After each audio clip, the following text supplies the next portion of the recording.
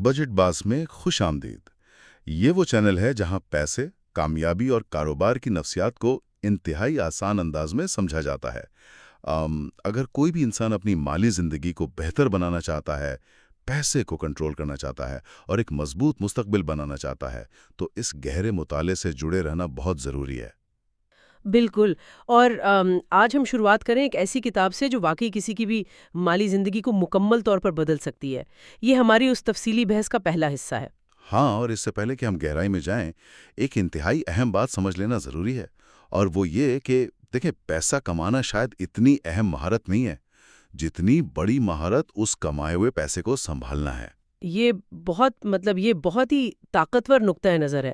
ہماری ساری توجہ عموماً اس بات پر ہوتی ہے کہ بس آمدنی کسی طرح بڑھ جائے، لیکن آج ہم جس کتاب کا جائزہ لے رہے ہیں، یعنی ٹفنی ایلش کی کتاب گیٹ گڈ ود منی، وہ بتاتی ہے کہ اگر پیسے کو سنبھالنے کا نظام نہیں ہے نا، تو زیادہ آمدنی کا مطلب صرف زیادہ تیزی سے تباہی ہے۔ بالکل، اور مصنفہ کی اپنی کہانی بھی تو کتنی حیران کن ہے۔ میرا مطلب ہے وہ کوئی روایتی فائنانس گرو تو نہیں تھی۔ جی نہیں، وہ 10 سال تک ایک پری اسکول ٹیچر تھیں، پھر ایک فراڈ کا شکار ہوئیں، ایک اسکیم میں پھنس گئیں اور اپنی زندگی بھر کی جمع پونجی گوا بیٹھیں۔ اوہ واہ، سب کچھ چلا گیا؟ سب کچھ، نوکری بھی چلی گئی، اور وہ ایک انتہائی گہرے تاریک قرض کے کھڈے میں گر گئیں۔ مطلب ایک ایسا مقام جہاں سے عموماً لوگ واپس نہیں آ پاتے۔ لیکن پھر انہوں نے خود کو سنبھالا اور دی بجٹنیسٹا کے نام سے ایک تحریک شروع کی، جس نے میرا خیال ہے دنیا بھر میں 10 لاکھ سے زیادہ خواتین کو قرض سے نکالا ہے نا؟ جی ہاں بالکل، 10 لاکھ سے زیادہ لوگوں کو۔ اور سب سے دلچسپ بات یہ ہے کہ اس کتاب کا مقصد راتوں رات امیر ہونا یا موناکو کے ساحل پر کوئی پرائیویٹ یاٹ خریدنا نہیں ہے۔ ہاں، وہ جو ایک روایتی خواب بیچا جاتا ہے۔ بالکل وہی۔ اس کے بجائے ان کا اصل ہدف فائنینشل ہولنس یعنی مالی تکمیل حاصل کرنا ہے۔ یہ کل 10 بنیادی قدموں کا ایک ایسا منظم نظام ہے جو انسان کو سکون کی نیند دیتا ہے۔ تو چونکہ یہ سفر کافی لمبا ہے، اس لیے ہم نے آج کی یہ نشست مکمل طور پر صرف پہلے 3 انتہائی اہم اور بنیادی قدموں کے لیے مختص کی ہے، جو بیسیکلی کسی بھی انسان کی مالی زندگی کی بنیاد کو مضبوط کرتے ہیں۔ یعنی ہم بجٹ، سیونگ اور قرض کے بارے میں بات کریں گے؟ جی بالکل۔ تو چلیں سیدھا سٹیپ 1 کی طرف چلتے ہیں، جو کہ ہے بجٹ بنانا۔ اب پیسے کو سنبھالنے کی بات ہو تو سب سے پہلا سوال یہی پیدا ہوتا ہے کہ تنخواہ آئی اور 15 تاریخ تک غائب ہو گئی، پیسہ آخر جا کہاں رہا ہے؟ اور زیادہ تر لوگ یہی سب سے بڑی غلطی کرتے ہیں، انہیں معلوم ہی نہیں ہوتا کہ ان کے پیسے کہاں جا رہے ہیں۔ بالکل، اور یہیں سے بجٹ کی ضرورت پیش آتی ہے۔ لیکن میں یہاں ایک بات کرنا چاہوں گا، چلیں اس بات کو تفصیل سے سمجھتے ہیں۔ جب بھی بجٹ کا لفظ استعمال ہوتا ہے نا، تو دماغ میں فوراً ایک قید خانے کا تصور آتا ہے۔ ہاں، ایک بوجھ سا محسوس ہوتا ہے۔ مطلب لوگوں کو لگتا ہے کہ یہ بالکل ڈائٹنگ کرنے جیسا ہے، جہاں انسان خود کو ہر چھوٹی خوشی، ہر پسندیدہ کھانے اور خرچے سے روک لیتا ہے۔ کیا واقعی بجٹ کا مطلب اپنی زندگی کو قید کرنا ہے؟ دیکھیں، یہ سوچ بالکل غلط ہے، اور ٹفنی اس سوچ کو جڑ سے اکھاڑ دیتی ہیں۔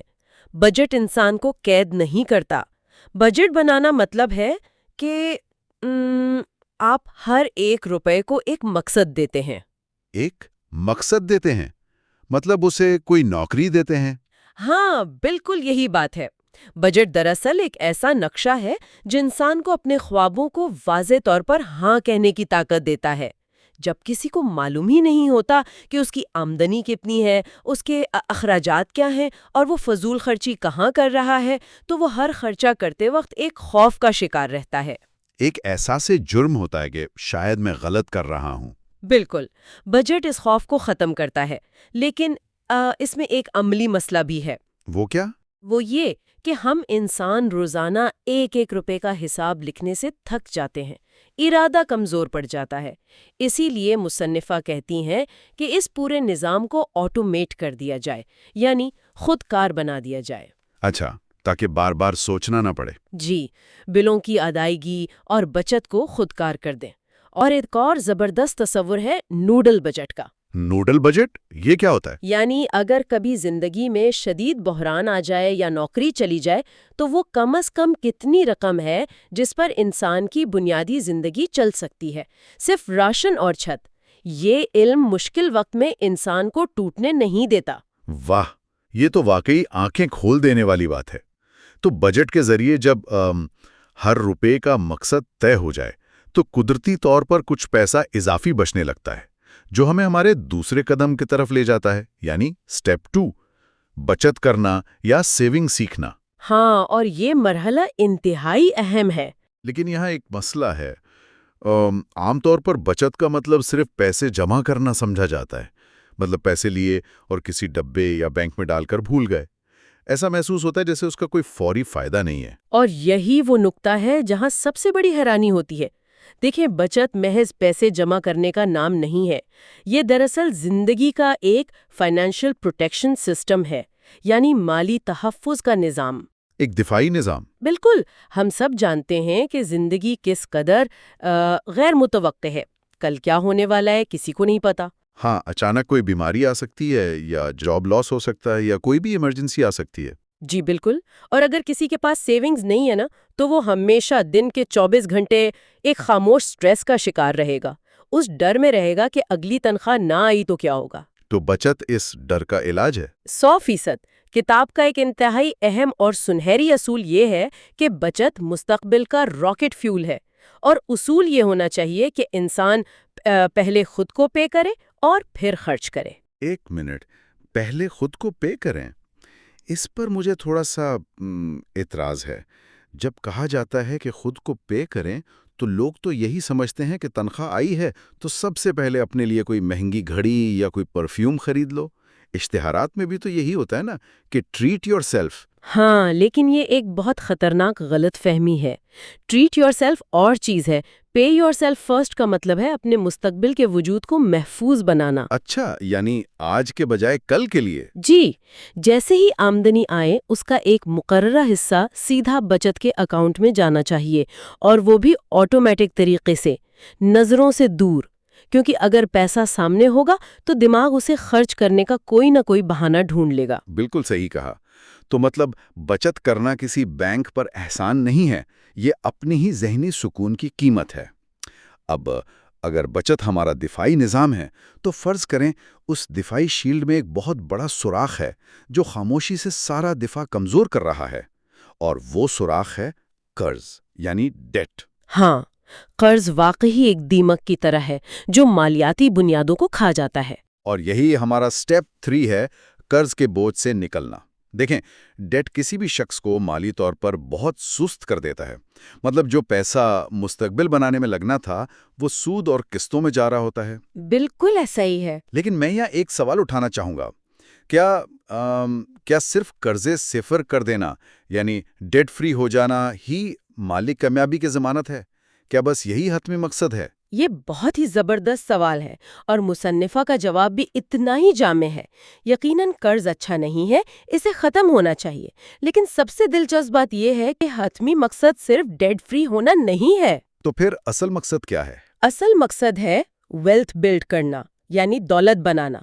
قرض ختم کرنا تو بس راستے کی ایک رکاوٹ ہٹانا ہے۔ اچھا، لیکن ایک عام انسان کے لیے جس پر 5-6 مختلف قرضے ہوں، اس کے لیے تو ایک ٹھوس پلان چاہیے نا۔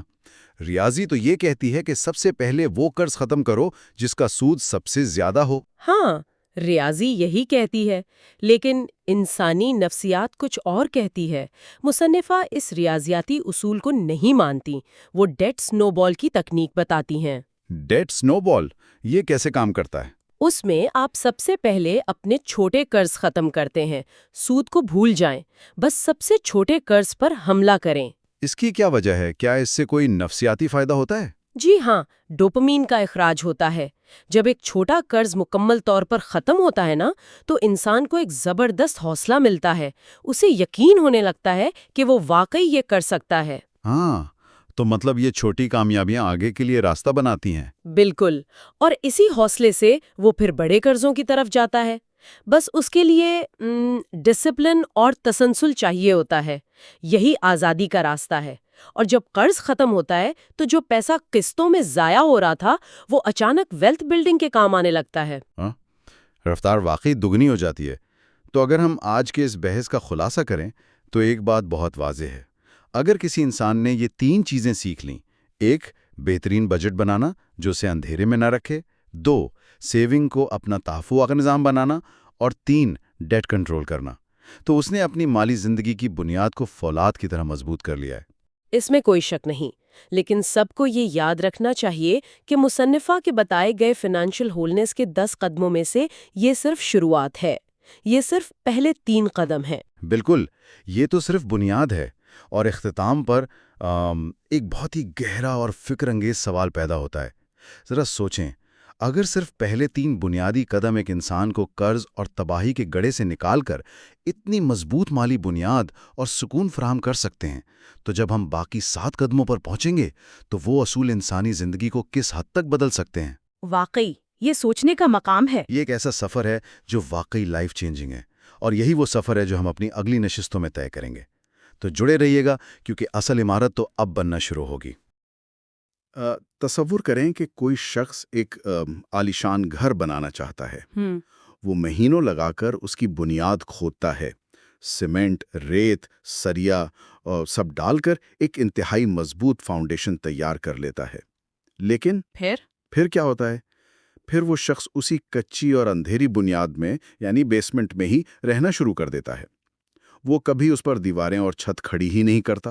یہ سن کر تو بڑا عجیب لگتا ہے، مطلب کوئی ایسا کیوں کرے گا؟ بالکل عجیب ہے، لیکن جب ہم پیسوں کی بات کرتے ہیں نا، تو بہت سے لوگ بالکل یہی کر رہے ہوتے ہیں۔ ہاں، یہ بات تو آپ نے صحیح کہی۔ لوگ اپنے خرچوں کو کنٹرول کر کے اور قرضوں سے جان چھڑا کر ایک مالی بنیاد تو بنا لیتے ہیں، لیکن اس کے بعد اس بنیاد پر ایک خوشحال زندگی کی عمارت کھڑی کرنا بھول جاتے ہیں۔ صحیح کہہ رہے ہیں۔ ہم نے اپنے پچھلے تفصیلی جائزے میں جو ٹفنی ایلیچے کے مشہور کتاب گیٹ گڈ ود منی پر تھا، اس کے پہلے حصے پر بات کی تھی، جس میں ہم نے بجٹ بنانے اور قرض کے بوجھ سے نکلنے پر زور دیا تھا۔ ایگزیکٹلی۔ تو آج کے اس تفصیلی جائزے کا مشن اس سے اگلا قدم ہے۔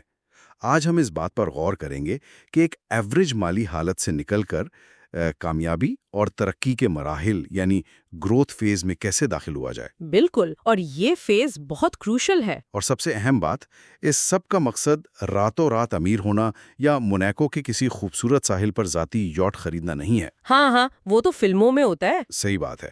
اس کا اصل مقصد وہ ہے جسے ٹفنی ایلیچے مالیاتی تکمیل یا فائنینشلی ہول ہونا کہتی ہیں۔ تو چلیں آج اس بات کو تھوڑا تفصیل سے سمجھتے ہیں۔ ضرور، اور اس سفر کی نوعیت کو سمجھنے کے لیے نا خود ٹفنی آلیچے کی زندگی کا پس منظر جاننا بہت ضروری ہے۔ ان کی اپنی سٹوری بہت انٹرسٹنگ ہے۔ بہت انٹرسٹنگ ہے۔ وہ کوئی روایتی وال سٹریٹ کی بینکر یا پیدائشی ارب پتی نہیں تھیں۔ وہ 10 سال تک پری اسکول کی ایک عام سی ٹیچر تھیں۔ اچھا۔ ہاں، پھر معاشی حالات خراب ہوئے، ان کی نوکری چلی گئی، اور اس پر ستم یہ کہ وہ ایک دھوکے باز کے چکر میں آ کے شدید قرض میں ڈوب گئیں۔ اوہ واو، یہ تو بہت برا ہوا۔ بالکل، وہ ایک ایسے مقام پر تھیں جسے ہم مکمل مالی تباہی کہہ سکتے ہیں۔ لیکن وہاں سے انہوں نے نہ صرف خود کو نکالا بلکہ اپنے تجربات کی بنیاد پر ایک ایسا ماڈل تیار کیا جس نے دنیا بھر میں لاکھوں خواتین کو مالی طور پر بااختیار بنایا۔ یعنی انہوں نے پریکٹیکل طریقے سے سب ٹھیک کیا۔ ایگزیکٹلی۔ ان کا ماننا ہے کہ مالی سکون حاصل کرنا کوئی جادو کی چھڑی گھمانا نہیں ہے، یہ کچھ بنیادی اصولوں پر عبور حاصل کرنے کا نام ہے۔ جب بنیاد بن جاتی ہے تو اگلا مرحلہ سسٹم کے اندر اپنی ساخت بنانے کا ہوتا ہے۔ ساخت سے آپ کی مراد وہ چیز ہے جسے کریڈٹ سکور کہا جاتا ہے؟ جی ہاں، بالکل۔ اگر ہم ترقی کے مراحل کی بات کر رہے ہیں تو سب سے پہلے کریڈٹ سکور کا ذکر کیوں آتا ہے؟ مطلب اگر کوئی شخص قرض سے باہر آ گیا ہے تو اسے دوبارہ ان بینکوں اور کریڈٹ کارڈز کے چکر میں پڑنے کی کیا ضرورت ہے؟ دیکھیں، یہ ایک عام سوچ ہے، لیکن مجھے تو یہ کریڈٹ سکور بالغ افراد کے لیے ایک قسم کا ظالم اسکول رپورٹ کارڈ محسوس ہوتا ہے۔ ایک ظالم رپورٹ کارڈ؟ ہاں نا، ایک ایسا نظام جو انسان کی ہر چھوٹی بڑی مالی غلطی کو یاد رکھتا ہے۔ بظاہر یہ تھوڑا غیر منصفانہ لگتا ہے کہ کسی کی ایک چھوٹی سی مالی مجبوری اس سے زندگی کے بڑے مواقع چھین لے۔ کیا واقعی یہ اتنا اہم ہے؟ دیکھیں، اگر ہم اس بات کو وسیع تر تناظر میں دیکھیں نا تو سمجھ آئے گا کہ مالیاتی ادارے اسے سزا کے طور پر نہیں دیکھتے۔ تو پھر کس طرح دیکھتے ہیں؟ وہ اسے خطرے کے پیمانے یعنی رسک میٹرک کے طور پر دیکھتے ہیں۔ جب بھی کوئی ادارہ چاہے وہ بینک ہو جو گھر کے لیے لون دے رہا ہو یا کوئی مکان مالک جو اپنا اپارٹمنٹ کرائے پر دے رہا ہو، جب وہ کسی پر اعتماد کرتا ہے تو وہ اندھے اعتماد پر ایسا نہیں کر سکتا۔ صحیح، انہیں کوئی پروف چاہیے ہوتا ہے۔ بالکل۔ کریڈٹ سکور دراصل انسان کی مالی ساکھ یا فائنینشل ریپوٹیشن ہے۔ یہ صرف اس بات کا ثبوت نہیں کہ کوئی شخص قرض واپس کر سکتا ہے یا نہیں، بلکہ یہ اس کے منظم طرز زندگی کی عکاسی کرتا ہے۔ اگر ایک شخص اپنے بل وقت پر ادا کر رہا ہے تو ایک امپلائر یا کمپنی بھی اسے زیادہ ذمہ دار سمجھے گی۔ اچھا، ایک منٹ، یہاں نا میری ایک بہت بڑی الجھن ہے۔ جی پوچھیں۔ فرض کریں کہ کسی کے پاس 1,00,000 روپے کی کریڈٹ لمٹ ہے۔ وہ شخص مہینے کے دوران 90,000 روپے استعمال کرتا ہے، صحیح۔ لیکن مہینے کے آخر میں وہ پوری کی پوری رقم واپس ادا کر دیتا ہے۔ اس نے بینک کا 1 روپیہ بھی نہیں مارا، تو پھر بھی نظام اسے خطرے کے طور پر کیوں دیکھتا ہے؟ اس کا سکور کیوں گرتا ہے؟ یہ ایک زبردست اور بہت عام سوال ہے۔ اس کی وجہ وہ طریقہ کار ہے جس سے یہ سسٹم کام کرتا ہے۔ اچھا، کریڈٹ بیورو کے پاس ایک شخص کے اکاؤنٹ کا لائیو کیمرہ تو ہوتا نہیں ہے، بلکہ وہ مہینے میں صرف ایک بار ایک مخصوص دن پر اس کے اکاؤنٹ کا سنیپ شاٹ لیتے ہیں۔ یعنی صرف ایک دن کی پکچر؟ کیا گیا جب اکاؤنٹ پر 90,000 کا بیلنس تھا تو سسٹم کو یہ تھوڑی معلوم ہے کہ یہ شخص کل پوری ادائیگی کر دے گا، یہ تو بڑی عجیب بات ہے۔ نا؟ سسٹم بس یہ دیکھتا ہے کہ یہ شخص اپنی دستیاب لمٹ کا 90% استعمال کر رہا ہے۔ الگوریدم کے نزدیک یہ ایک ایسا رویہ ہے جو ظاہر کرتا ہے کہ یہ شخص پیسوں کی شدید تنگی کا شکار ہے۔ یعنی وہ پوری طرح کریڈٹ پہ ڈیپینڈ کر رہا ہے۔ ہاں، اسی لیے ٹفنی علیش مشورہ دیتی ہیں کہ اپنی لمٹ کا صرف 10 سے 30% کے درمیان حصہ استعمال کریں، اور اگر زیادہ ضرورت پڑ جائے تو مہینے کے بیچ میں کچھ ادائیگی کر دیں تاکہ جب وہ سنیپ شاٹ لیا جائے تو بیلنس کم نظر آئے۔ یہ چھوٹی سی ٹیکنیکل بات سمجھنا ترقی کے دروازے کھول دیتا ہے۔ یہ تو ایک بہت ہی کمال کی ٹیکنیکل بات ہے جو عام طور پر کوئی نہیں بتاتا۔ یعنی آپ کو صرف ایماندار نہیں ہونا بلکہ سسٹم کے سامنے بھی محتاط نظر آنا ہے۔ صحیح کہا۔ چلیں ہم مان لیتے ہیں کہ کریڈٹ سکور بہتر ہو گیا، رستے کھلنے لگے۔ اب اگلا قدم کیا ہے؟ کیونکہ صرف کریڈٹ ملنے کا مطلب یہ تو نہیں کہ دولت آ گئی ہے۔ بالکل نہیں۔ کتاب اس کے بعد کمانے کی صلاحیت بڑھانے یعنی لرن ٹو ارن کی بات کرتی ہے، لیکن آج کل تو ایک بہت بڑی تحریک چل رہی ہے کہ پیسہ بچاؤ۔ ہاں، فروگیلٹی کی موومنٹ۔ ایگزیکٹلی، لوگ باہر کھانا چھوڑ دیتے ہیں، کافی گھر پر بناتے ہیں، ہر چیز پر کٹوتی کرتے ہیں۔ تو کیا صرف اخراجات کم کرنا اور شدت سے بچت کرنا کامیابی کے لیے کافی نہیں ہے؟ بچت کرنا یقیناً اہم ہے، لیکن اس کی ایک میتھمیٹیکل لمٹ ہوتی ہے۔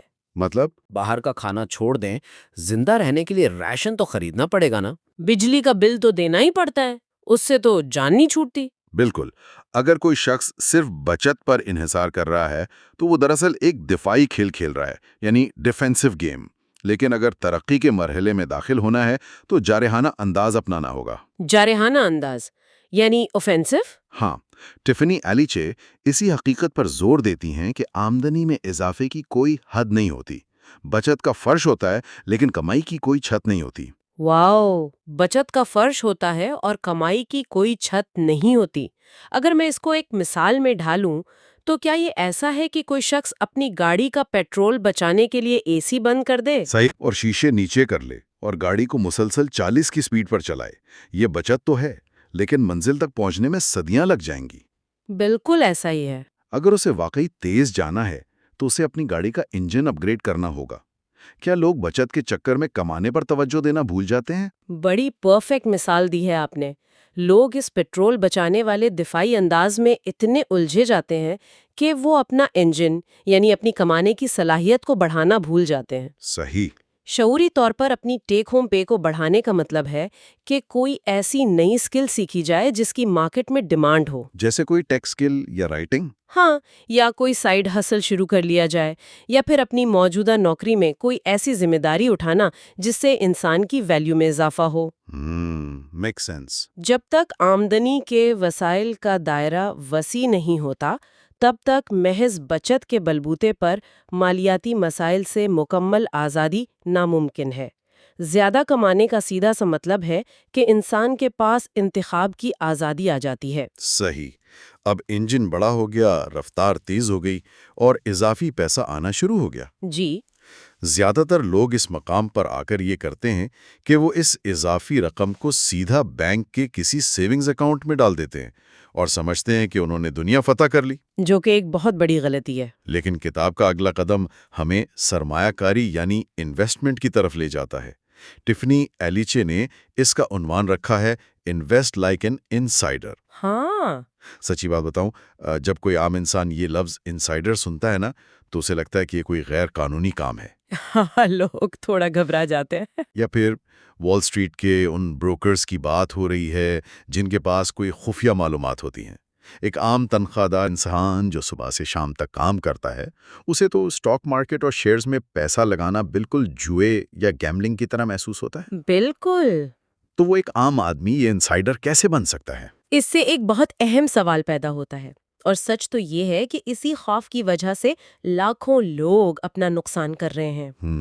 ہم سمجھتے ہیں کہ انویسٹمنٹ کا مطلب ہے کہ آج کسی کمپنی کے شیئرز خریدیں اور کل وہ دگنے ہو جائیں، اور اگر وہ گر گئے تو ہم برباد ہو گئے۔ ہاں، عام سوچئے۔ اگر کوئی اس ذہنیت کے ساتھ مارکیٹ میں آتا ہے تو وہ واقعی جوا کھیل رہا ہے۔ لیکن ٹفنی ایلس کے نزدیک ایک حقیقی انسائڈر وہ نہیں جو مارکیٹ کو ٹائم کرنے کی کوشش کریں، تو پھر کون ہے؟ بلکہ وہ ہے جو نظام کی اصل حقیقت کو سمجھے، اور وہ حقیقت ہے وقت اور تسلسل، جسے ہم کمپاؤنڈ انٹرسٹ یا منافع پر منافع کہتے ہیں۔ تھوڑا سا اس منافع پر منافع یا کمپاؤنڈ انٹرسٹ کو عام فہم انداز میں سمجھائیں۔ یہ کام کیسے کرتا ہے اور بینک میں رکھے پیسوں سے کیسے مختلف ہے؟ ضرور۔ فرض کریں کہ 1,00,000 روپے بینک کے نارمل اکاؤنٹ میں رکھ دیے گئے، جہاں کوئی خاص منافع نہیں مل رہا، یا شاید گھر میں کسی دراز میں چھپا دیے۔ صحیح۔ اب مہنگائی جو ہر سال اوسطاً 8 یا 10% کی رفتار سے بڑھ رہی ہوتی ہے، وہ خاموشی سے اس 1,00,000 کی قوت خرید کو کھا رہی ہے۔ یعنی پیسے کی ویلیو کم ہو رہی ہے۔ ایگزیکٹلی۔ 10 سال بعد وہ 1,00,000 بمشکل 50,000 کی قدر کے برابر رہ جائے گا۔ پیسہ بچایا تو گیا، لیکن ریاضی کے حساب سے انسان غریب ہو گیا۔ واو، یہ تو نقصان کا سودا ہے۔ اس کے برعکس ایک انسائڈر یہ جانتا ہے کہ اگر وہ ہر مہینے ایک چھوٹی لیکن مستقل رقم کسی انڈیکس فنڈ میں لگائے۔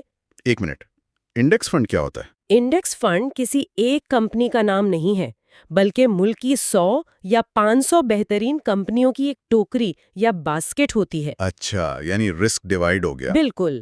اس میں خطرہ اس لیے کم ہوتا ہے کہ اگر 2 کمپنیاں ڈوب بھی جائیں تو باقی 498 اسے سنبھال لیتی ہیں۔ صحیح۔ اور جب پیسہ ان کمپنیوں کے منافع کے ساتھ جڑتا ہے تو پہلے سال کا منافع اصل رقم میں شامل ہو جاتا ہے، پھر اگلے سال اس کل رقم پر منافع ملتا ہے۔ یعنی سنو بال ایفیکٹ۔ ایگزیکٹلی۔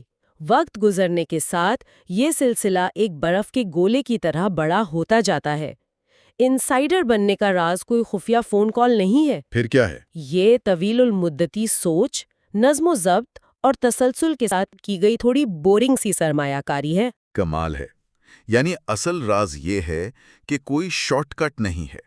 شارٹ ٹرم سوچیں گے تو وہ جوا ہے، لیکن اگر 10-20 سال کا ہورائزن رکھ کر چھوٹی چھوٹی رقم لگاتے رہیں تو وہ دولت پیدا کرنے کی مشین بن جائے گی۔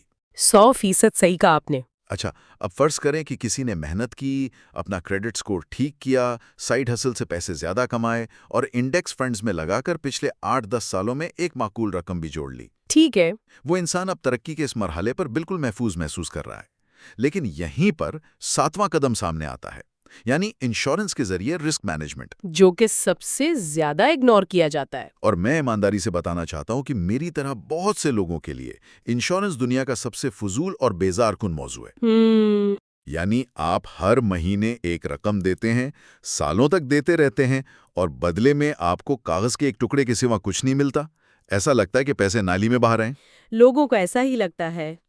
تو اس سب کا اصل مطلب کیا ہے؟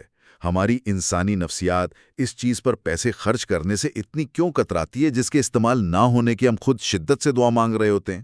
یہاں جو چیز حیرت انگیز ہے وہ یہ ہے کہ اس کی ایک باقاعدہ سائنسی وجہ ہے۔ اچھا جی، جسے ماہرین نفسیات آپٹیمزم بائس یا ضرورت سے زیادہ پرامیدی کہتے ہیں۔ ہمارا دماغ اس طرح ڈیزائن کیا گیا ہے کہ ہم لاشعوری طور پر یہ مانتے ہیں کہ برے حادثات، خطرناک بیماریاں یا کوئی اچانک معاشی تباہی صرف خبروں میں ہوتی ہیں या दूसरों के साथ होती हैं। यानी हमारे साथ थोड़ी ना ऐसा होगा। एग्जैक्टली इसीलिए जब कोई शख्स इंश्योरेंस का प्रीमियम अदा कर रहा होता है तो उसे लगता है कि वो एक ऐसा नुकसान उठा रहा है जिसका उसे कोई रिटर्न या मुनाफा नहीं मिलने वाला। लेकिन ये तो गलत अप्रोच है। बिल्कुल, यहाँ सोच का जाविया बदलने की जरूरत है। इंश्योरेंस मुनाफा कमाने का टूल नहीं है, ये खालिसतन खतरात का इंतजाम यानी रिस्क मैनेजमेंट है। तो इसका मतलब है कि हम मुनाफा नहीं खरीद रहे हैं, हम दरअसल ज़हनी सुकून और एक फाइनेंशियल शील्ड खरीद रहे हैं। सही पकड़ा आपने। अगर मैं इसको इस तरह देखूं कि हम इंश्योरेंस के लिए जो पैसे देते हैं वो दरअसल इस बात की फीस है कि हम रात को सुकून की नींद सो सके, एक ऐसी छतरी जिसके लिए हम पैसे देते हैं उम्मीद यही रखकर कि बारिश ना हो। बिल्कुल। जरा टिफनी अलीचे की अपनी कहानी को दोबारा देखें। वो एक मुस्तहकम नौकरी कर रही थी, सब कुछ ठीक चल रहा था। हाँ, लेकिन फिर अचानक जिंदगी ने पलटा खाया, मुआशी बुहरान आया, नौकरी चली गई और सब कुछ बिखर गया। जिंदगी किसी को एडवांस नोटिस देकर बुरे हालात नहीं लाती। ये तो वाकई सोचने वाली बात है। आपकी 10 साल की बेहतरीन सरमायाकारी, आपकी जबरदस्त बचत और आपका शानदार क्रेडिट स्कोर, सब खत्म हो सकता है। ये सब कुछ एक बड़ी बीमारी के मेडिकल बिल या किसी बड़े हादसे की वजह से चंद दिनों में जीरो हो सकता है। दुनिया भर में मिडिल क्लास तबके के दिवालिया होने की सबसे बड़ी वजह अचानक आने वाले तिब्बी खराजात यानी मेडिकल बिल्स होते हैं। ओ वाओ, सच में। हाँ, इंश्योरेंस, चाहे वो हेल्थ इंश्योरेंस हो या लाइफ इंश्योरेंस, दरअसल वो वही दीवार है जो एक आम एवरेज जिंदगी और मुकम्मल माली तबाही के दरमियान खड़ी होती है। ये सारी उम्र की कमाई की मुहाफिज है। अगर ये ढाल नहीं है तो इससे पहले जितना भी निजाम खड़ा किया गया है वो रेत के एक किले की तरह है जो हालात की एक तेज लहर से किसी भी वक्त गिर सकता है। ये बात वाकई अंदर तक सोचने पर मजबूर कर देती है। ये सिर्फ नंबर्स का खेल नहीं है, बल्कि जिंदगी के हकायक को तस्लीम करने का नाम है। बिल्कुल। तो अगर हम आज की इस पूरी गुफ्तगू और इस ग्रोथ फेज को एक तरतीब में लाएं, तो ये सफ़र किस तरह आपस में जुड़ता है? अगर हम इसका खुलासा करें तो ये एक कड़ी से कड़ी मिलने वाला अमल है। सही। सबसे पहले इंसान अपने क्रेडिट स्कोर को बेहतर बनाता है ताकि उसकी माली साख्त मजबूत हो और उसे नए मौके मिल सकें। फिर वो महज अखराजात कम करने पर इन्हिसार करने के बजाय शाऊरी तौर पर आमदनी बढ़ाता है ताकि बचत और इन्वेस्टमेंट के लिए पैसा हो। एग्जैक्टली। उसके बाद वो उस इजाफी आमदनी को एक इनसाइडर की तरह तवीलन मुद्दती सोच के साथ इंडेक्स फंड्स में लगाता है ताकि पैसा उसके लिए काम करे। और आखिर में वो इस सब को इंश्योरेंस की ढाल से महफूज कर लेता है। हाँ, ताकि कोई गैर मुतवक्का तूफान उसकी मेहनत बहा कर ना ले जाए। ये वो असूल है जो आम माली हालात को कामयाब जिंदगी में बदलते हैं। यही फाइनेंशियली होल होने का राज है और इसका मकसद कोई जादू की छड़ी घुमाना नहीं है, बल्कि बेसिक्स पर फोकस करना है। और सबसे जबरदस्त बात यह है कि ये असूल हर उस शख्स के लिए काम करते हैं जो इन्हें अपनाने के लिए तैयार हो, चाहे आज हालात कैसे ही क्यों ना हो। बिल्कुल। और यही वो मकाम है जहां मैं इस गुफ्तगू को एक ऐसे जाविये पर लाकर छोड़ना चाहूंगा जो बाज़ाहिर नंबरों से हटकर है, लेकिन जिसका हमारी रोजमर्रा जिंदगी पर सबसे ज्यादा असर पड़ता है। वो क्या? देखें, अगर फाइनेंशियली होल होने का असल मकसद सिर्फ दौलत इकट्ठी करना नहीं बल्कि जहन का सुकून हासिल करना है, तो क्या ये मुमकिन है कि हमारी आज की मसरूफ जिंदगी में जो बेपनाह तनाव, एंजाइटी और जहनी दबाव पाया जाता है, सही, उसका एक बहुत बड़ा हिस्सा दरअसल इन्हीं बाज़ाहिर खुश्क और टेक्निकल मालियाती उमूर को नज़रअंदाज करने का नतीजा हो। हम मेंटल हेल्थ के लिए योगा करते हैं, वेकेशंस पर जाते हैं, हाँ, लेकिन क्या ये मुमकिन है कि अपने पैसों को मुनासिब तरीके से मैनेज करना, हिसाब रखना, इन्वेस्टमेंट करना और इंश्योरेंस से तहफ़्फ़ुज़ देना ही हमारी जहनी सेहत और सेल्फ केयर की सबसे बड़ी और सबसे ताकतवर शक्ल हो? ये वाकई एक बहुत गहरा सवाल है। बिल्कुल, और ये एक ऐसी बात है जिस पर हम सबको खुद ठंडे दिमाग से ज़रूर गौर करना चाहिए। अच्छा, फ़र्ज़ करें कि कोई शख्स महीने का 10 लाख रुपए कमा रहा है। वो मतलब एक बहुत ही शानदार गाड़ी चलाता है, शहर के सबसे महंगे इलाके में रहता है और बज़ाहिर ऐसा लगता है कि भाई उसने तो ज़िंदगी में सब कुछ हासिल कर लिया है। हाँ, देखने में तो ऐसा ही लगता है ना। बिल्कुल, लेकिन अगर हकीकत में देखा जाए तो उसकी वो चमकती हुई गाड़ी बैंक की है, उसके घर का किराया उसकी आधी से ज़्यादा तनख्वाह खा जाता है और उसके जो क्रेडिट कार्ड्स हैं वो मुकम्मल तौर पर इस्तेमाल हो चुके हैं। یعنی اندر سے سب کھوکھلا ہے۔ بالکل ایسا ہی ہے۔ اور دوسری طرف اسی کہانی میں ایک اور شخص ہے جو مہینے کا فرض کریں صرف 1 لاکھ کماتا ہے، لیکن اس کا کوئی قرض نہیں ہے اور اس نے اپنے پیسوں کو خاموشی سے ایسی جگہوں پر لگا رکھا ہے جو اسے مزید پیسے بنا کر دے رہے ہیں۔ صحیح۔ اور اگر ہم روایتی نظر سے دیکھیں تو پہلا شخص زیادہ کامیاب لگتا ہے نا؟ کوشش کریں گے کہ کیوں تنخواہ یا ظاہری آمدنی ایک بہت بڑا دھوکہ ہے اور اصل مالیاتی کامیابی کا پیمانہ کچھ اور ہی ہے۔ یہ ایک بہت ہی دلچسپ اور تھوڑی دل حقیقت ہے جس سے ہم آج آغاز کر رہے ہیں۔ ہم اس وقت ٹفنی ایلش کی کتاب گیٹ گڈ ود منی کے اس تفصیلی مطالعے کے تیسرے حصے میں داخل ہو چکے ہیں۔ ہاں، اور یہ حصہ سب سے اہم ہے کیونکہ اب ہم ایڈوانسڈ لیول پر پہنچ چکے ہیں۔ بالکل۔ اس سے پہلے کی گفتگو میں ہم نے ان بنیادی باتوں پر بات کی تھی کہ بجٹ کیسے بنتا ہے یا قرض کے بوجھ سے کیسے نکلا جاتا ہے۔ وہ سب ایک فاؤنڈیشن تھی، ایک بنیاد تھی۔ صحیح، وہ تو سروائیول کا مرحلہ تھا کہ ڈوبنے سے کیسے بچنا ہے۔ ہاں، لیکن آج ہم اس مقام پر ہیں جہاں سے اصل کھیل شروع ہوتا ہے۔ سوال یہ ہے کہ جب کوئی انسان ڈوبنے سے بچ جاتا ہے تو وہ تیرنا اور پھر سمندر کو عبور کرنا کیسے سیکھتا ہے؟ مطلب ویلتھ یا دولت کیسے بناتا ہے؟ بالکل۔ آج کا ہمارا مقصد کتاب کے آخری 3 اہم ترین مراحل کو سمجھنا ہے اور اس حقیقت کو بے نقاب کرنا ہے کہ مستقل دولت بنانا اور اسے محفوظ رکھنا کوئی خوش قسمتی یا کوئی جادو نہیں ہے۔ تو پھر کیا ہے؟ یہ ایک انتہائی بورنگ لیکن بے حد طاقتور سسٹم ہے، ایک باقاعدہ سسٹم۔ ارے واہ، ایک طاقتور سسٹم۔ تو اس سسٹم کا سب سے پہلا حصہ، یا یوں کہہ لیں کہ اس ایڈوانس سفر کا جو پہلا بڑا سنگ میل ہے، وہ یہ جاننا ہے کہ اصل میں کوئی شخص کھڑا کہاں ہے۔ اپنی اصل پوزیشن کا اندازہ لگانا۔ جی، اور اس کے لیے کتاب ایک تصور پیش کرتی ہے جسے نیٹ ورتھ کہا جاتا ہے۔ اب چونکہ ہم اس گفتگو کے ایک ایڈوانسڈ لیول پر ہیں تو ہم سب جانتے ہیں کہ اثاثے یعنی ایسٹس جو جیب میں پیسہ ڈالتے ہیں اور واجبات یعنی لائبلٹیز جو جیب سے پیسہ نکالتے ہیں، وہ کیا ہوتے ہیں؟ بالکل، یہ تو بنیادی باتیں ہیں۔ تو نیٹ ورتھ محض اثاثوں میں سے واجبات کو نکالنے کا نام ہے، ایک سادہ سا فارمولا ہے۔ لیکن میرے ذہن میں یہ سوال گھوم رہا ہے کہ اس سادہ سی ریاضی کے پیچھے ایسی کون سی نفسیات چھپی ہے جو انسان کے رویے کو مکمل طور پر بدل دیتی ہے؟ دیکھیں، نفسیات ہی تو اصل چیز ہے جو اس سارے عمل کو چلاتی ہے۔ ہوتا یہ ہے کہ معاشرہ ہمیشہ انسان کی انکم سٹیٹمنٹ یا کہہ لیں آمدنی کو دیکھتا ہے۔ ہاں، کہ کون کتنا کما رہا ہے۔ بالکل، لوگ یہ دیکھتے ہیں کہ کون کتنا کما رہا ہے اور کتنا خرچ کر رہا ہے، لیکن نیٹ ورتھ اصل میں کسی بھی انسان کی مالیاتی زندگی کی بیلنس شیٹ ہے۔ میں تو اسے ایک سکور بورڈ کہتی ہوں۔ Score board? یہ تشبیہ ذرا مزید سمجھائیں۔ اچھا، فرض کرے ایک سپورٹس میچ ہو رہا ہے۔ اگر کھلاڑی کو اپنا سکور ہی معلوم نہ ہو تو وہ میچ کیسے جیت سکتا ہے؟ جب کوئی شخص اپنا نیٹ ورتھ کیلکولیٹ کرتا ہے تو وہ پہلی بار اپنے مالیاتی فیصلوں کا مجموعی نتیجہ ایک واضح نمبر کی شکل میں دیکھتا ہے۔ یعنی وہ نمبر اسے حقیقت بتاتا ہے۔ ہاں، اب جیسے آپ نے شروع میں گاڑی والی مثال دی، فرض کریں ایک شخص کوئی بہت مہنگی نئی گاڑی قرض پر لیتا ہے۔ اس کے دوست شاید اس کی تعریف کریں کہ بھئی کیا کمال گاڑی لی ہے۔ بالکل، ظاہری چمک دمک تو بہت ہوگی۔ لیکن جب وہ گھر آ کر اپنی نیٹ ورتھ کے سکور بورڈ کو دیکھے گا تو وہ نمبر تیزی سے نیچے گر چکا ہوگا، کیونکہ اس نے ایک ایسا واجب الادا قرض لے لیا ہے جس کی قیمت وقت کے ساتھ کم ہو رہی ہے۔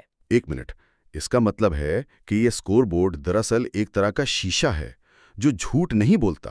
یہ صاف بتاتا ہے کہ ظاہری چمک کے پیچھے حقیقت کیا ہے۔ بالکل ایسا ہی ہے۔ یہ آپ کو، میرا مطلب ہے انسان کو، اصل حقیقت دکھاتا ہے۔ لیکن اچھا، مجھے ایک بات بتائیں، کیا اس نمبر کو روزانہ یا ہفتے وار دیکھنے سے انسان ایک عجیب سی ذہنی الجھن یا ٹینشن کا شکار نہیں ہو جائے گا؟ ٹینشن؟ کس طرح کی ٹینشن؟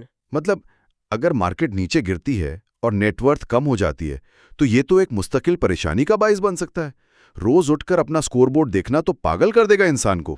ہاں، یہ الجھن پیدا ہونا فطری بات ہے اگر اس نمبر کو ایک جامد یا رکی ہوئی چیز سمجھ لیا جائے۔ لیکن کتاب کی مصنفہ اس بات پر بہت زور دیتی ہیں کہ نیٹ ورتھ کو ٹریک کرنے کا مقصد خود کو روزانہ کی بنیاد پر پریشان کرنا بالکل نہیں ہے۔ تو پھر اصل مقصد کیا ہے؟ اس کا مقصد انسانی دماغ کو ایک نئی عادت ڈالنا ہے۔ اسے انگریزی میں گیمیفیکیشن کہتے ہیں۔ اچھا، गेमिफिकेशन, यानी इसे एक गेम की तरह लेना। बिल्कुल। जब कोई इंसान ये देखता है कि उसके छोटे छोटे समझदाराना फैसलों से, जैसे कि फालतू खर्च बचाकर उसे सरमायाकारी में डालना, इससे वो नंबर आहिस्ता आहिस्ता ऊपर जा रहा है, तो दिमाग को एक डोपामीन हिट मिलता है। ओह, वो जो एक खुशी और इनाम का एहसास होता है। जी हाँ, और ये एहसास उस खुशी से कहीं ज्यादा देर पा होता है जो कोई गैर ज़रूरी चीज़ खरीदने से मिलती है।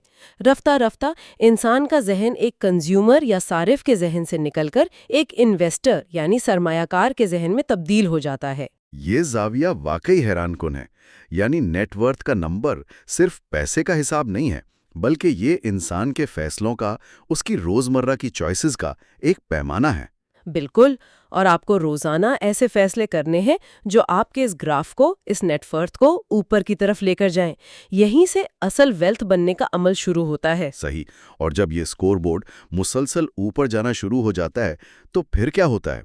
मेरा मतलब है, जिंदगी में एक नया मरहला आता होगा। हाँ, जब दौलत बढ़ने लगती है, सरमायाकारी फैलने लगती है, तो चीजें बहुत पेचीदा हो जाती हैं। इतनी पेचीदा कि उन्हें अकेले एक स्प्रेडशीट पर संभालना नामुमकिन हो जाता है। और मेरे ख्याल में यहीं से इस पूरे सिस्टम का अगला मरहला यानी स्टेप 9 आता है, जो ये कहता है कि अकेले उड़ान भरने का वक्त अब खत्म हुआ, अब एक फाइनेंशियल टीम बनाने का वक्त है। जी बिल्कुल। मुसन्निफा के मुताबिक कोई भी इंसान अकेले सब कुछ नहीं कर सकता। कामयाबी के सफर में माहिरीन की जरूरत होती है। और इस टीम में कौन कौन होना चाहिए? किताब क्या कहती है? इस टीम में बुनियादी तौर पर एक फाइनेंशियल एडवाइजर, एक अकाउंटेंट और एक मेंटोर का होना इंतहाई जरूरी है। यानी माहिरीन की एक पूरी फौज। फौज नहीं तो कम से कम एक छोटी लेकिन मजबूत कोर टीम जरूर। और इसकी वजह यह है कि जब दौलत एक खास हद से बढ़ती है तो उसके साथ जुड़े हुए खतरात भी तो बढ़ जाते हैं ना। हाँ, रिस्क फैक्टर ज्यादा हो जाता है। बिल्कुल। अब देखें, इंसान जितना मर्जी ज़हीन हो, वो हर शौबे का माहिर तो नहीं हो सकता ना। टैक्स के कवानीन हर साल बदलते हैं, सरमायाकारी के मौके और उनके पीछे जो पेचीदगियां छुपी होती हैं, वो हर रोज नई शक्ल इख्तियार करती हैं। ये तो है।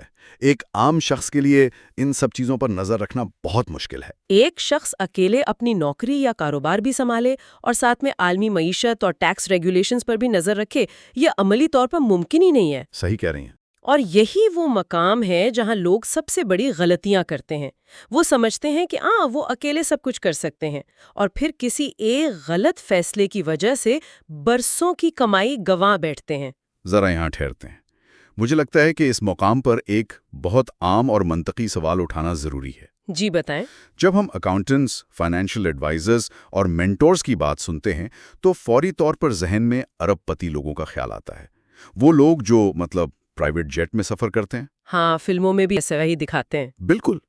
तो एक आम इंसान जो शायद अभी अपनी मालियाती बुनियादें मजबूत करके, मेहनत करके कुछ लाख रुपए की नेटवर्थ तक पहुंचा है, वो इन महंगे माहिरीन की फीस कैसे अफोर्ड कर सकता है? ये सवाल बहुत से लोगों के जहन में आता है। तो क्या ये सिर्फ अमीरों के चोंचले नहीं है? मैं क्यों एक अकाउंटेंट को पैसे दूं जब मैं खुद कैलकुलेटर पकड़कर हिसाब कर सकता हूं? देखें, ये तासुर वाकई बहुत आम है, लेकिन ये एक बहुत बड़ी गलत फहमी है। इसे जरा इस तरह देखें। फाइनेंशियल टीम बनाना अमीर होने का नतीजा नहीं है, बल्कि ये वो हिकमत अमली है जो इंसान को अमीर बनाती है। अच्छा, मतलब ये अमीर होने का प्रोसेस है? बिल्कुल। और ये दौलत को महफूज भी रखती है। अगर कोई शख्स इस बात का इंतजार करेगा कि वो पहले बहुत बड़ी दौलत इकट्ठी कर ले और फिर माहिरीन के पास जाए, तो इस बात का कवी इम्कान है कि वो रास्ते में ही सब कुछ गंवा देगा। वो कैसे? वो टैक्सेस या गलत सरमायाकारी की मद में इतना नुकसान कर बैठेगा जितना उसे अंदाजा भी नहीं होगा। एक माहिर अकाउंटेंट कोई खर्चा नहीं होता, वो एक सरमायाकारी होता है। इन्वेस्टमेंट है। हाँ, वो कानूनी तरीकों से इंसान का इतना टैक्स बचा लेता है जो शायद उस अकाउंटेंट की अपनी फीस से कई गुना ज्यादा होता है। ओह, यानी वो अंधे मोड़ या ब्लाइंड स्पॉट्स जिन्हें एक आम इंसान देख ही नहीं सकता, ये माहिरीन उन पर नजर रखते हैं। हकीकत भी यही है। और इस टीम में फाइनेंशियल एडवाइजर का काम सिर्फ ये बताना नहीं है कि पैसा कहाँ लगाना है, बल्कि उसका एक बहुत बड़ा काम इंसान को जज्बाती फैसलों से रोकना भी है। जज्बाती फैसले? इससे क्या मुराद है? जब मार्केट क्रैश होती है ना, तो आम इंसान खौफजदा होकर अपने असासे बेचने की कोशिश करता है। उसे लगता है कि सब डूब जाएगा। हाँ, पैनिक कर जाता है, घबरा जाता है। बिल्कुल। اس وقت ایک ماہر ایڈوائزر یا مینٹر ہی وہ شخص ہوتا ہے جو اسے روکتا ہے اور یاد دلاتا ہے کہ ان کا طویل مدتی منصوبہ کیا تھا۔ یعنی وہ ایک طرح کا ایموشنل اینکر ہوتا ہے۔ جی، یہ ٹیم دراصل ایک حفاظتی حصار ہے جو انسان کو اس کی اپنی جذباتی غلطیوں سے بچاتی ہے۔ اسی لیے مصنفہ اس مرحلے کو انتہائی اہمیت دیتی ہیں، کیونکہ کوئی بھی بڑا مالیاتی قلعہ اکیلے تعمیر نہیں ہوتا۔ یہ بات بہت گہری ہے کہ ماہرین ہمیں ہماری اپنی جذباتی غلطیوں سے بچاتے ہیں۔ اچھا، اب فرض کریں کہ ایک شخص نے اپنے سکور بورڈ کو بھی ٹریک کر لیا، ایک بہترین ٹیم بھی بنا لی جس نے اس کی دولت کو بڑھایا اور محفوظ بھی رکھا۔ صحیح۔ اب کیا ایک نہ ایک دن تو اس کہانی کا اختتام ہونا ہے نا؟ انسان ہمیشہ کے لیے تو اس دنیا میں نہیں رہتا۔ بالکل نہیں رہتا۔ تو اس محنت سے بنائی گئی دولت، ان اثاثوں اور اس پورے نظام کا آخر انجام کیا ہوگا؟ اور یہی وہ حتمی اور سب سے اہم سوال ہے جو اس پورے مالیاتی سفر کو مکمل کرتا ہے۔ یہ کتاب کا 10واں اور آخری قدم ہے، جسے میراث یا لیگیسی بنانا کہتے ہیں۔ جی بالکل۔ جب ہم اس سسٹم کے آخری حصے کو دیکھتے ہیں جسے مصنفہ سمارٹ اسٹیٹ پلاننگ کہتی ہیں، تو یہ صرف وصیت لکھنے یا پیسہ منتقل کرنے کا نام نہیں ہے۔ تو پھر یہ کیا ہے؟ عام طور پر تو لوگ یہی سمجھتے ہیں کہ پیچھے پیسہ چھوڑ جانا ہی لیگیسی ہے۔ بدقسمتی سے لوگ یہی سمجھتے ہیں کہ اپنے بعد بچوں کے لیے بینک میں بھاری رقم چھوڑ جانا ہی کامیابی ہے، لیکن تاریخ ایسے واقعات سے بھری پڑی ہے جہاں وراثت میں ملنے والی کروڑوں کی دولت محض چند سالوں میں اڑ گئی۔ کیوں؟ پیسے تو بہت تھے۔ کیونکہ اگلی نسل کے پاس اسے سنبھالنے کا شعور ہی نہیں تھا، ان کے پاس ویلیوز نہیں تھیں۔ اس چیز کو سمجھنے کے لیے پرانی مثالیں دی جاتی ہیں، جیسے کہ درخت لگانا جس کا پھل نسلیں کھائیں گی۔ لیکن آج کے ڈیجیٹل دور میں یہ مثال مجھے کچھ پرانی سی لگتی ہے۔ تو آپ کے ذہن میں کیا مثال آ رہی ہے؟ میرے ذہن میں ایک اور خاکہ ابھر رہا ہے۔ میراث چھوڑنا بالکل ایسا ہے جیسے کوئی شخص آنے والی نسلوں کے لیے ایک آپریٹنگ سسٹم یا سافٹ ویئر کا سورس کوڈ لکھ رہا ہو۔ ارے واہ، یہ بہت زبردست تمثیل ہے۔ ہاں نا، مطلب اگر انسان صرف ہارڈ ویئر یعنی نقدی رقم چھوڑ کر چلا جائے، لیکن اس میں کوئی آپریٹنگ سسٹم یا اصول موجود نہ ہو، تو وہ مشین تو کریش کر جائے گی نا۔ بالکل کریش کر جائے گی۔ اصل کام وہ کوڈ لکھنا ہے جو اس پیسے کو چلانا سکھائے تاکہ مشین سموتھلی چلتی رہے۔ یہ سورس کوڈ والی تمثیل بہت ہی شاندار اور برمحل ہے۔ واقعی اسٹیٹ پلاننگ کا مقصد وہ آپریٹنگ سسٹم بنانا ہی ہے۔ تو اس آپریٹنگ سسٹم میں کیا کیا شامل ہوتا ہے؟ اس میں یہ طے کرنا ہوتا ہے کہ کسی کے جانے کے بعد اثاثوں کو کیسے منظم کیا جائے گا، قانونی پیچیدگیوں اور خاندانی جھگڑوں سے کیسے بچا جائے گا، اور سب سے بڑھ کر وہ اقدار یا ویلیوز کیسے منتقل ہوں گی جنہوں نے اس دولت کو پیدا کیا۔ یعنی وہ مائنڈ سیٹ بھی ٹرانسفر کرنا ہے۔ جی ہاں، اس میں ٹرسٹ قائم کرنا، قانونی دستاویزات تیار کرنا اور ایک ایسا نظام وضع کرنا شامل ہے جو اس بات کی ضمانت دے کہ دولت کسی کی زندگی تباہ کرنے کے بجائے اس کے لیے آسانیاں پیدا کرے۔